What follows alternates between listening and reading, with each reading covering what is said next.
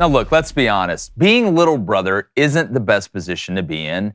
You don't get first dibs. You typically aren't in the front of mind. You don't get to drive first. But it does have its moments where it pays off. Now, there are those times where, you use being second at the table to your advantage. And it makes it that much sweeter when you beat big brother, especially when he's your true rival. You never forget that first time you won in basketball in the driveway. Believe me, I know, I'm an Auburn fan. I know what it's like not to be the fan of the state school or the big school in the state. Now imagine you get one more shot at big brother, but you knew this would probably be the last time because they're moving out to greener pastures, maybe somewhere closer to the East Coast. Imagine you could not only increase your chances of winning the conference, but absolutely shatter your rival's dreams of winning it all and having bragging rights forever. Now that's the spot the resurgent Oklahoma State Cowboys find themselves in heading into this weekend. Now we know, thanks to T. Boone Pickens, Oklahoma State isn't broke by any stretch of the imagination, but they damn sure don't carry the big stick that Oklahoma does nationally. Stillwater isn't the football mecca that Norman is in the state of Oklahoma. But to be quite honest, Stillwater will probably be the scariest place on earth to be an Oklahoma fan come this Saturday. Now, this Cowboys team has basically been revived from the dead. They've settled on a quarterback who, by age, is basically a card-carrying AARP member, but he gets the job done. Ollie Gordon, he's gained more ground than the Allies in World War II after the D-Day landings. And the Oklahoma State fan base seemed ready for a coaching change.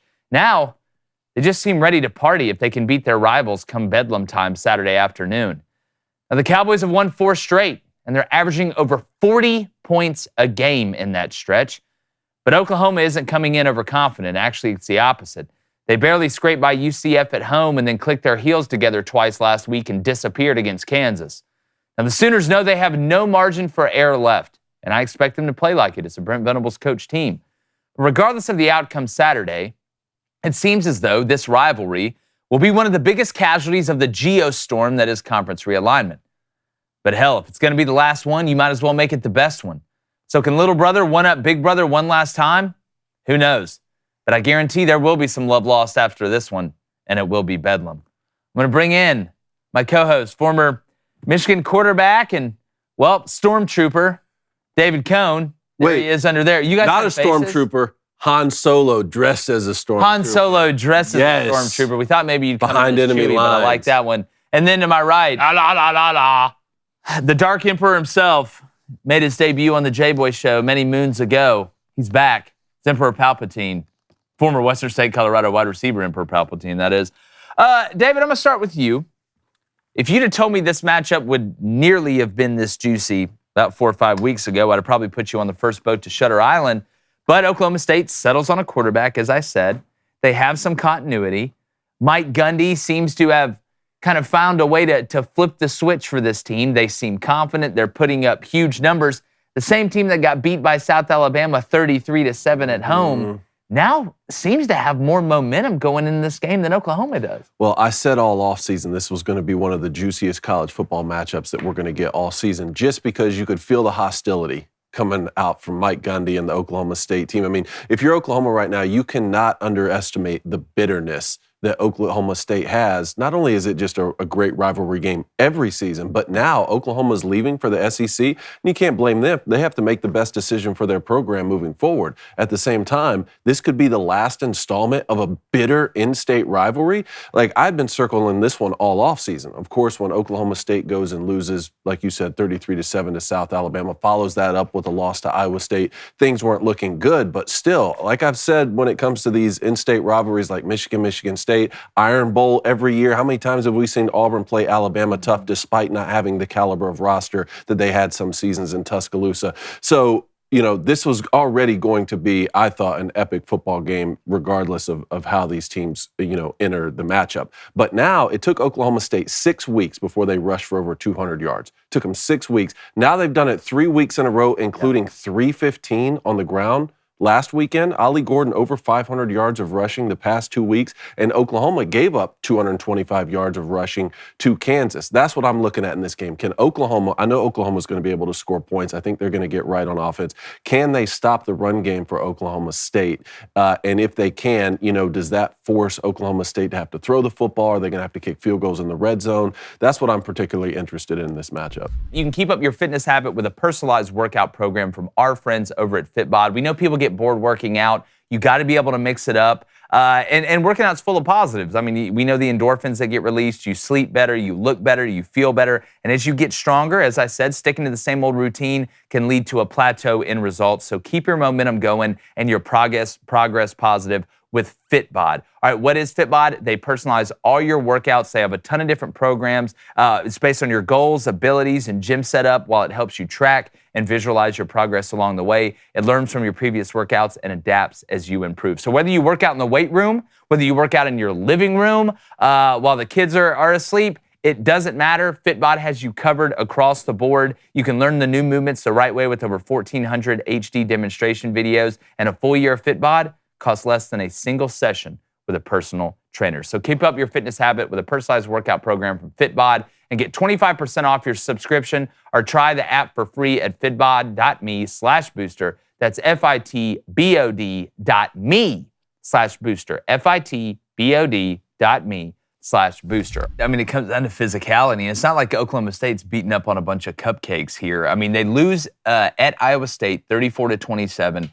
Then they beat Kansas State at home, 29-21. They beat Kansas at home, who just beat Oklahoma 39-32. They go to a West Virginia team that has outperformed everybody's expectation this year and is literally a Hail Mary away from being at the top of the conference, which it is an absolute log jam.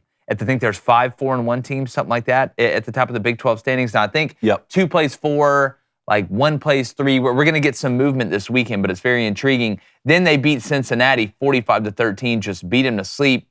And Blaine, I love the over in this game. It's sitting at 62. I don't know how you don't take the over. But if you're Oklahoma State's done this by setting a physical tone.